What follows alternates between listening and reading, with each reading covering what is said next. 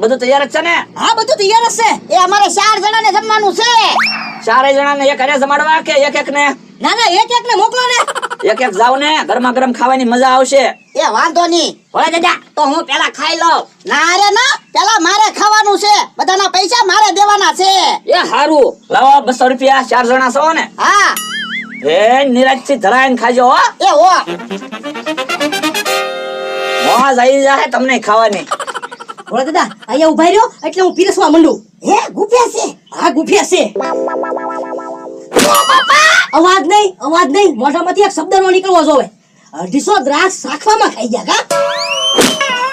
હમણાં હું સફરજન લઈને આવ્યો તો સફરજન લઈને લીધા. ઘરે ગયા હવે.